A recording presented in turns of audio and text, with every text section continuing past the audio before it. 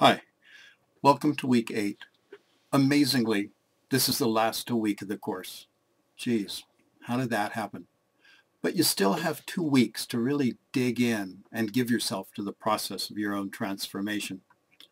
I've reviewed and returned your assignments. I didn't expect to have them back to you until Wednesday, but I got ahead of myself, and so they're returned. You have until next Sunday night to review them, edit them, make any changes you'd like to make. Please carefully follow the protocol in this week's assignment section so that I can easily find any changes you've made. Anything that you haven't either struck through or highlighted, I won't read. I just won't have the time to read the full team assignments. The assignments that I've just returned to you are really quite good. You can certainly make changes if you want, but for the most part, they're well written and well organized. So thank you. I think you did a really nice job on them. So, but please don't spend the whole week just working on your assignments, reworking your assignments. Because you could also, if you choose, if you plan to make changes to the first 2 chapters of your individual report, you can start working on those this week too if you like. Those aren't due until the complete report is due at the end of next week, but if you want to start working on them. Again, as I said at the beginning, unless I've specifically asked you to rewrite and resubmit, whether you do that or not is up to you. I certainly appreciate it when you do, considering that I've spent a lot of time. And so my hope is that you'll take my comments seriously and not just if I point out something with sentence structure in one place, don't just take it, oh yeah, it's just this place, but really think about the way you've written that sentence or the confusion in your thinking someplace. Really think about that and try to expand it, extrapolate it into other places where you might have written the same kind of sentence structure, because often we have patterns to our writing. And so if we can really consider, oh, how am I doing that? How is my thinking working there? How am I expressing myself? Then we can proactively make those changes in any future writing. So there are many interesting readings this week. You have quite a selection to choose from. Some of them I've just recently posted. Deb Rasnick suggested some on integral theory, applications of integral theory that I didn't know about, so I've just posted those. So I haven't read all of the readings that I posted. Hopefully they'll all be useful, potentially useful and interesting. But what I suggest is that you kind of scan through, maybe read the abstracts on those that have abstracts, read first half a page or something to check out the writer's style, to see which ones you want to look at, the ones you want to read. If you want to read more than 3, of course, you're welcome to do that. Then what I'd like you to do is, with your team, start a thread in which each of you posts the 2 readings you choose to read. And you might even make a table of those or something like that. And get that done by the latest Tuesday, so that then the idea is that you read through your teammates' suggestions of what they'd like to read, and you pick your 3rd reading out of your teammates, and then you post that as well. So between you all, you find readings that at least 2, preferably 3 of you are reading, so that you can get a rich discussion going on the different readings. So I know a number of you have thought the Wilbur readings last week were interesting, but you couldn't see how this could apply to on-the-ground situations. And so hopefully this week you'll get some suggestions on how that can happen. And so, again, the things that I find really interesting and useful in Wilbur, there's the 3 main ideas that I find particularly useful and have found useful in my own thinking and in my own research. One is the 4 quadrants, and particularly the understanding of the difference between the cosmos with a C and the cosmos with a K. That often, especially the natural sciences, focus on those aspects of the world that we can perceive with our physical senses. And Wilbur is pointing out that, wait a minute, it requires consciousness to do that. And there's this whole other side of the world that often gets short shrift in a kind of formal study. Social sciences often focus on the left side of the quadrants. And so there are these other aspects to any given situation, that all four of these aspects arise simultaneously.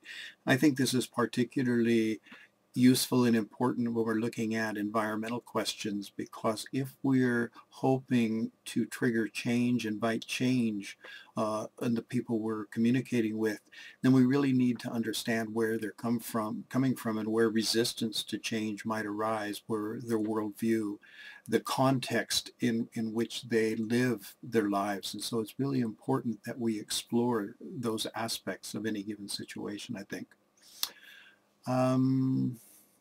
The integral theory and the integral pluralistic methodology of different ways of looking at the world, I think, are really important. The second aspect is that we have different means to explore the different aspects of the world. In the physical sciences, we're mostly using our senses, our physical senses, to explore the empirical side of the physical world. And then when we're looking at our thinking patterns and that aspect of our experience, we use the intellectual capacity of self-analysis on the level of cognition, or not cognition, but thinking.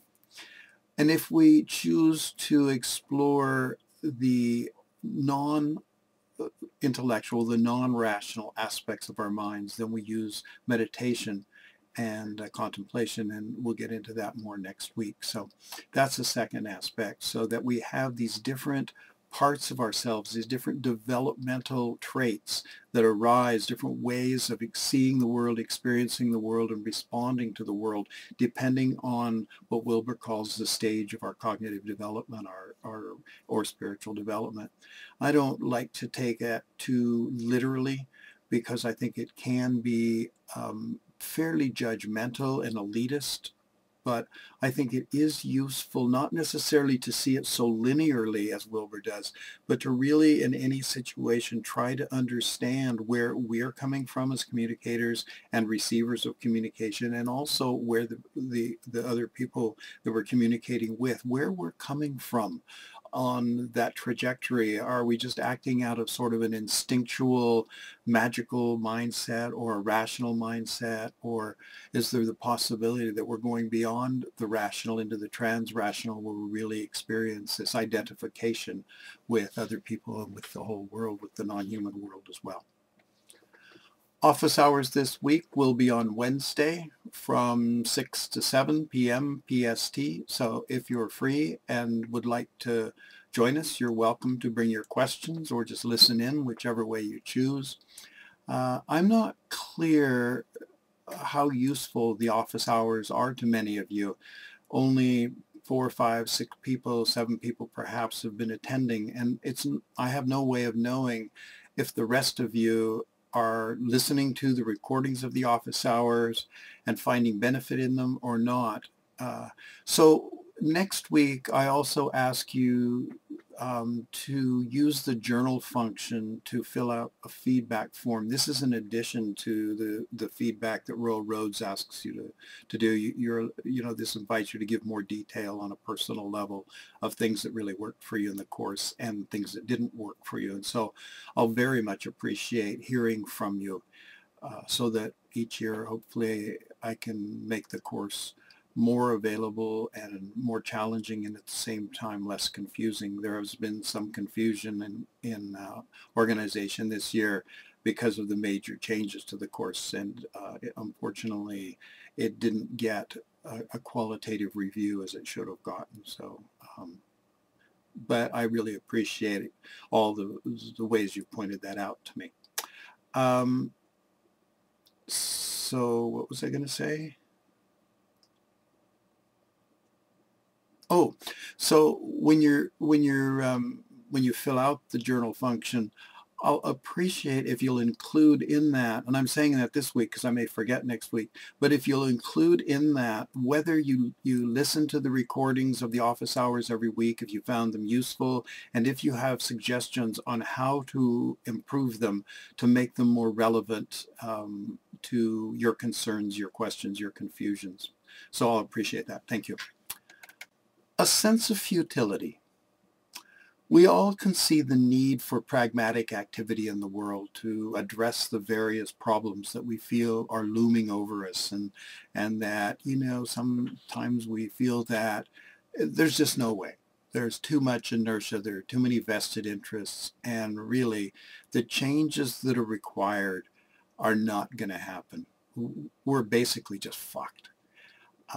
I think all of us, when we're honest, have this feeling at times. And so I think it's important that we have some sense of what to do with these feelings. So one possibility is to just deny them, right?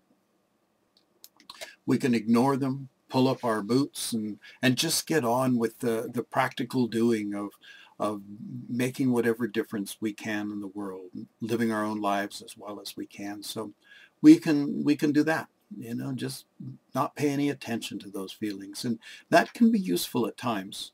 But at times when we deny feelings for long enough, they can start sapping our energy, because just because we're ignoring them with our conscious minds doesn't mean that they're not operating on a subconscious level and having an effect on us on the subconscious level. So even though we ignore them and think, I haven't got time for that, they can still have a pretty powerful draining effect on us. Another way we can deal with them is just to allow them to roll over us and just just kind of sweep us away, and nothing's worth doing, and the hell with it. I'm just going to live my own life the way I want to live it, that there's nothing I can do either as an individual or collectively, and so I might as well just kind of not get so traumatized by all the problems I see around me. I'm going to kind of pull in my focus of attention and just, kind of enjoy my life. My sense is that not very many, or maybe none of you in this program, in this course, that's the option you'll take, because if that were your option, you wouldn't have signed up for this course. But certainly I think all of us at some time or another do have that feeling that screw it, I'm just going to tune out the problems of the world. And I think that can be useful sometimes, to take periods when we're really feeling overwhelmed and just tune it all out and just, go have a good time. And I think that's a great option as well.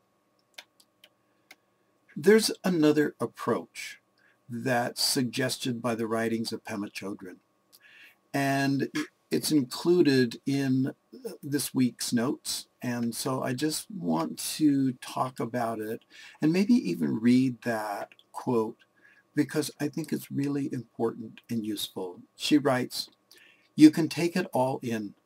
You let the pain of the world touch your heart, and you turn it into compassion. When inspiration has become hidden, and when we feel ready to give up, this is the time when healing can be found in the tenderness of pain itself. In the midst of loneliness, in the midst of fear, in the middle of feeling misunderstood and rejected is the heartbeat of all things. If we can recognize that the feeling of futility is not our own private feeling, but is common to us all as a natural part of life, then perhaps we can open our hearts to it, experience it fully, and transform it. Perhaps we can breathe in the futility and breathe out trust and hope and a sense of possibility. After all, we really don't know what is and is not possible." So I think that's a wonderful passage for us to keep in mind, this practice of just breathing in our own confusion and our own pain, and recognizing that we're not alone in that that's part of the human condition. And in that open-heartedness, we can find deep connection with the world around us.